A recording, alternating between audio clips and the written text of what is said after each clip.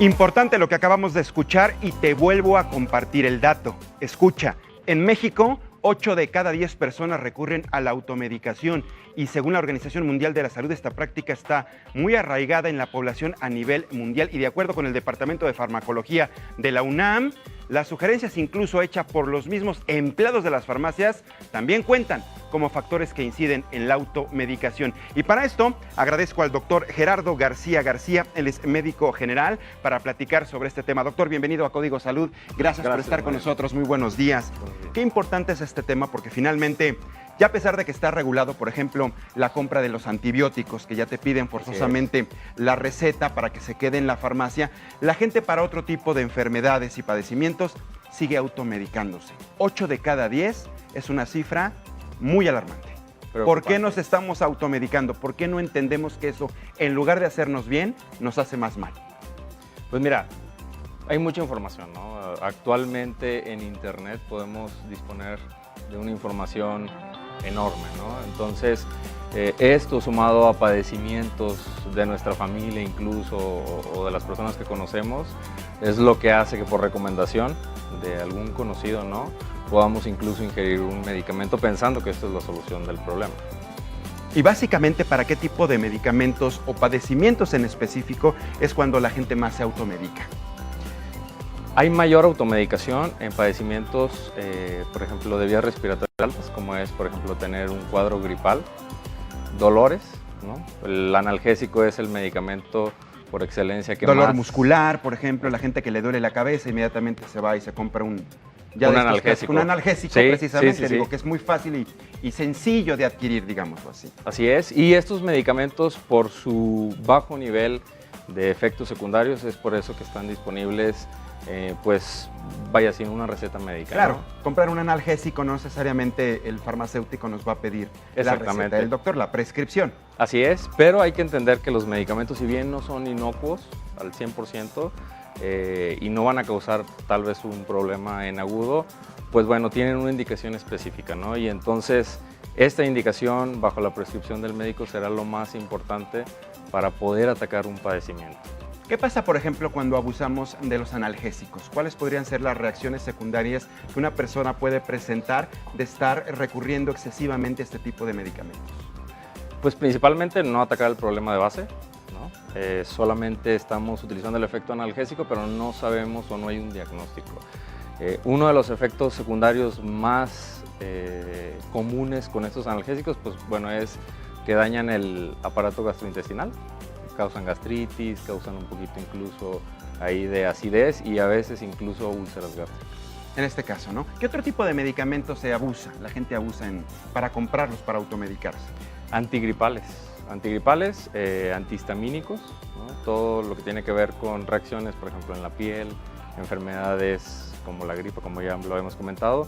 Y en este caso específicamente de los antigripales, bueno, es un problema o una alarma, ¿no?, ahí en salud, porque casos, por ejemplo, como influenza, ¿no?, estamos cambiando los cuadros al utilizar analgésicos, antigripales, y los síntomas no se presentan en su totalidad. Además, porque hay que entender que finalmente para estos cuadros antigripales, por ejemplo, los factores pueden ser bacteriales o factores pueden ser virales. Entonces los medicamentos no hacen lo mismo. O sea, por eso tenemos que recurrir a un médico para que identifique la causa o el origen de este cuadro gripal y saber qué recetarnos. Así es. Sí. Y solemos confundirlos, nos automedicamos y no estamos atacando de fondo el problema. Sí, un síntoma que hay en común entre un cuadro bacteriano y un cuadro viral, pues bueno, es la fiebre, ¿no? Entonces el paciente tiende a ver esto como una infección, ¿no? Y bueno, si tiene por ahí un antibiótico en casa, incluso a veces lo consume, siendo que no hay que tratarlo de esta manera, ¿no? Lo más recomendable es ir al médico, ver si hay un foco infeccioso que podamos identificar y entonces dar un tratamiento correspondiente. Ahora, doctor, por ejemplo, sí es recomendable, obviamente, que tengamos en casa un botiquín de primeros auxilios. El clásico mertiolate, las vendas, determinados tipo de productos que nos pueden ayudar para salir avantes ante una emergencia. ¿Qué recomiendas que es lo que tenemos que tener, por lo menos sí en casa, en un botiquín de primeros auxilios, sabiendo que tampoco hay que abusar de esto? Ok. Lo principal que debemos de tener es material de curación. ¿Para qué? Para que podamos atender casos de urgencias o un primer auxilio, ¿no? Que es como heridas, atención a heridas. Y básicamente lo que podemos incluir en este botiquín serían soluciones antisépticas, que es para hacer lavado en la herida y bueno, gasas, vendoletas, cinta adhesiva, ¿no? Es lo que se recomienda tener. No se recomienda equipar al 100% un botiquín médico para casa con medicamentos, salvo algún analgésico que podemos utilizar, pero bueno, aún así se recomienda la visita al médico posterior. Que era lo que nos comentabas, finalmente el analgésico sirve para disminuir el dolor, desaparecer algún tipo de dolor, pero finalmente uno tiene que acudir con el especialista para encontrar el origen de ese dolor. Exacto. Pero de repente, doctor, pareciera que uno abre el botiquín en casa, o de estos espejos que hay en los baños que los abre uno y encuentra una pila interminable de medicamentos. ¿Qué es eso? Que encontramos un montón de medicamentos que la gente se sigue utilizando, incluso cuidado, porque algunos pudieran ya haber caducado. Exactamente. Qué bueno que mencionas esto. Esto es parte muy importante de que a veces etiquetamos una reacción alérgica a un medicamento, ¿no? Y a veces ese medicamento que hemos tenido en casa por mucho tiempo ya está caduco. Pudiera ocasionar alguna reacción alérgica por ya no estar dentro de la caducidad y entonces nosotros interpretar esa automedicación como una alergia al medicamento. Y este es un asunto doblemente grave, doctor, porque finalmente nos estamos automedicando y además estamos consumiendo un producto que ya caducó.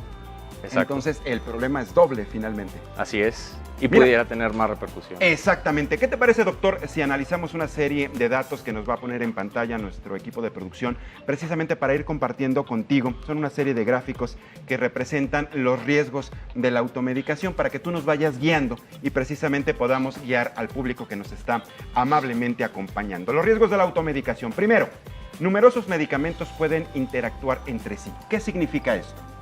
Bueno, al tener una prescripción de base o utilizar un medicamento y agregar uno segundo, que no sabemos si hay una interacción entre ellos, pudieran contraponerse una sustancia activa con la otra. Y suele ocurrir. Una persona puede estar ingiriendo 2 o hasta 3 tipos diferentes de medicamentos. Sí, hay que saber la indicación muy puntual del medicamento y en este caso si tiene interacción con algún otro sustancia activa. Muy bien, el siguiente gráfico lo compartimos ahorita con la gente. Ahí está en pantalla. En dosis bajas pueden no producir el efecto deseado. Es el segundo riesgo de la automedicación. El tercero, en dosis altas, puede provocar una intoxicación por sobredosis, que me imagino que hay casos que terminan llegando a los servicios de urgencia por esta situación. Algunos fármacos pueden provocar adicción. Este es otro asunto que ahorita queremos platicar directamente contigo, doctor. Y el último gráfico, los fármacos pueden tener efectos colaterales. Tú ya nos indicaste exactamente cuáles son este tipo de efectos colaterales. Vamos con este asunto de la adicción. La gente incluso a lo mejor puede ni siquiera presentar un síntoma y necesariamente está abriendo este botiquín, esta puertecita con el espejo en el baño y estarse tomando el medicamento como si fuera un dulce. Exactamente. Aquí más que una adicción podríamos decir que hay una dependencia del fármaco, ¿no? o hacia el fármaco para contrarrestar un síntoma. El mejor ejemplo es el ejemplo que hemos dicho antes, que es el del dolor, en el que si el paciente no consume el fármaco, bueno, pues está manejando grandes cantidades de dolor durante su día, ¿no? Y esto, pues bueno, usualmente lo vemos en la consulta como algo que al hacer un diagnóstico lo atacamos de raíz y entonces podemos erradicar ese dolor. Y un dato que dábamos también al principio, doctor, para presentar precisamente este primer tema aquí en Código Salud, es que exactamente muchas de las personas que atienden, no decimos que todas, pero sí hay personas que atienden las farmacias que pueden llegar y darle una recomendación al cliente cuando, oiga, ¿qué me recomiendas para quitarme este dolor? Y la persona que despacha en ese momento nos hace una recomendación. Esto tampoco favorece definitivamente.